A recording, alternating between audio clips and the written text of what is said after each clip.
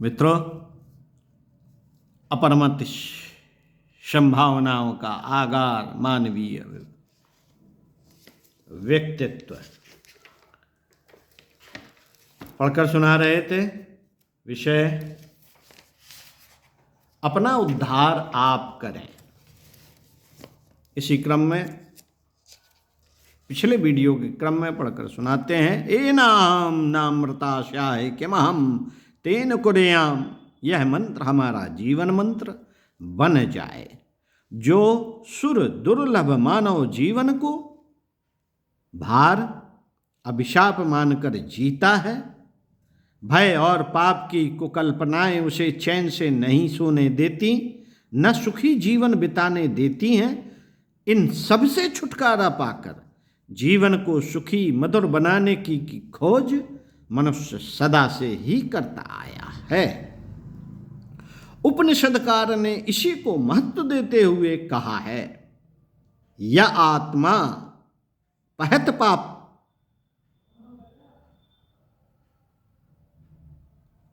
पाप मां विजरो विमृत्युविंशो को विजिंघत सोऽपि पाशः सत्यकामः सत्यसंकल्पः सोऽन्वेष्टस्य सा विजिज्ञासितव्य। जो निष्पाप, जरा रहित, अमृत शोक रहित, भूख प्यास से मुक्त, सत्य काम सत्य संकल्प है, उसे ही ढूंढना चाहिए, उसे ही जानने की इच्छा करनी चाहिए, और वह तत्व है आत्मा। वस्तुतः आत्मा ही जरा मरण भूख प्यास समस्त भय संदेह संकल्प विकल्पों से रहित नित्य मुक्त अजर अमर अविनाशी तत्व है।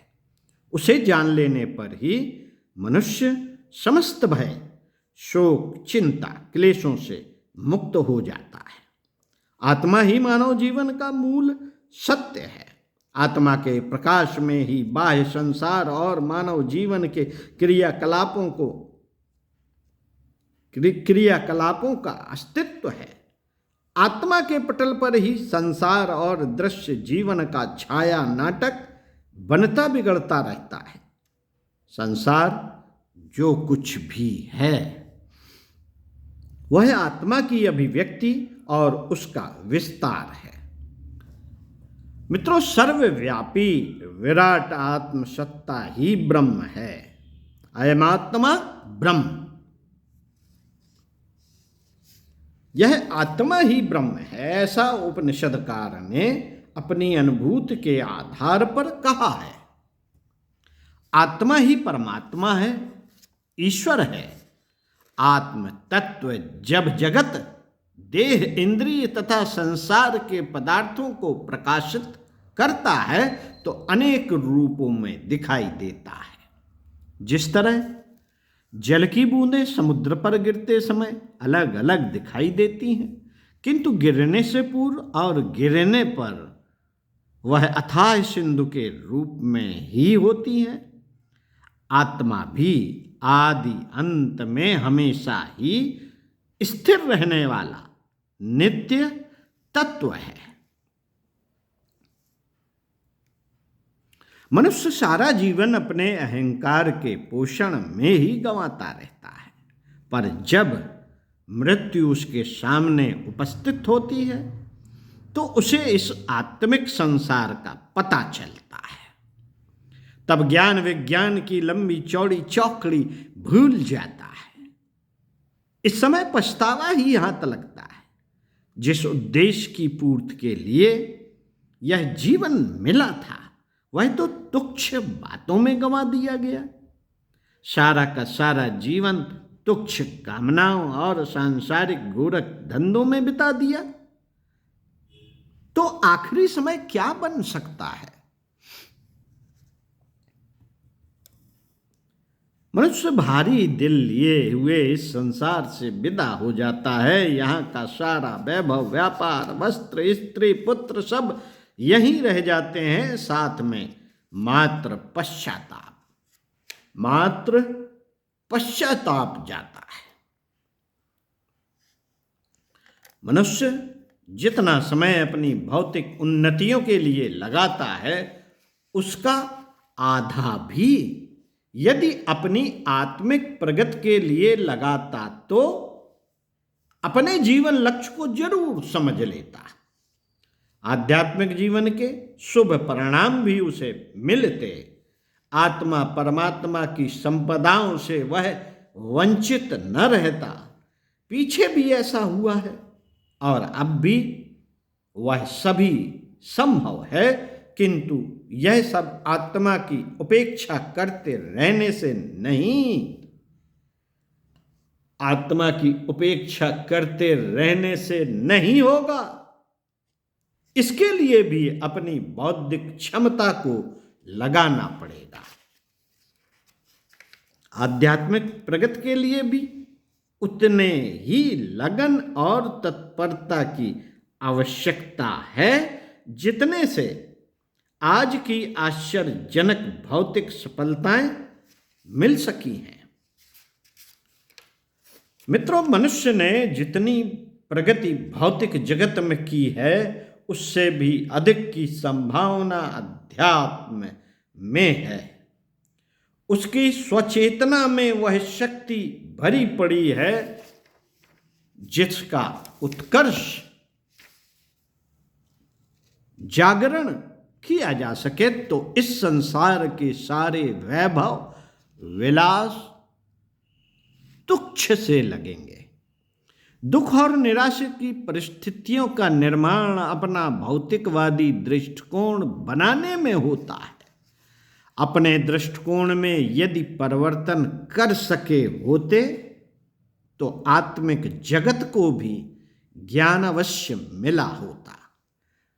मित्रों, अपने गुण कर्म स्वभाव में सत्य का अनुशीलन किया होता तो आध्यात्मिक जगत के सत्परिणामों से भी लाभान्वित हुआ जा सकता।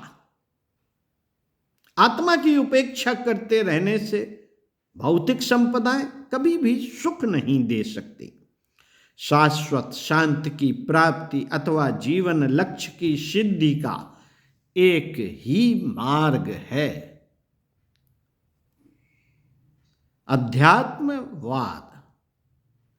इस पर चल पाना, देर तक टिके रहना तभी संभव है जब आत्मा के हित की उपेक्षा ना करें, उसके महत्व को समझें और प्राप्ति के लिए आज से अभी से लग जाएं। साथियों, इस संसार में यदि अमृत है, यदि कुछ अमृत है, अविनाशी है, तो वह आत्मा है।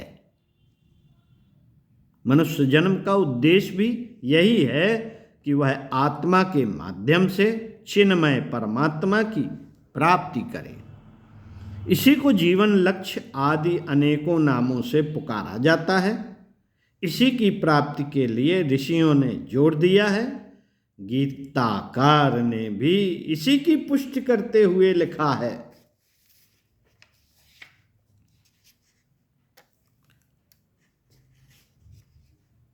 यम लब्ध्वा च परम लाभम मन्यते नाधिकम ततः यास्मिनस्ततो न दुखेन गुणापि विचाल्यति।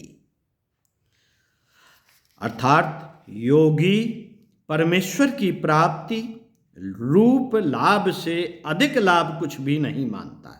योगी परमेश्वर की प्राप्ति रूप लाभ से अधिक लाभ कुछ भी नहीं मानता। आत्मा को प्राप्त कर लेने से दुख चलायमान नहीं करते। इस परम तत्व को धारण करने से जाना जाता है, कहने मात्र से नहीं।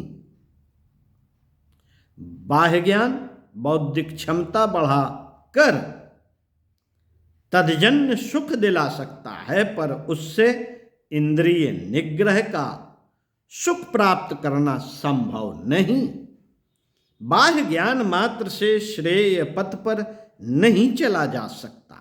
अतः विश्व कल्याणार्थ आत्मज्ञान संपादन अत्यावश्यक है। इसी से मानव जीवन के लक्ष्य की प्राप्ति संभव है, अन्य कोई चारा नहीं।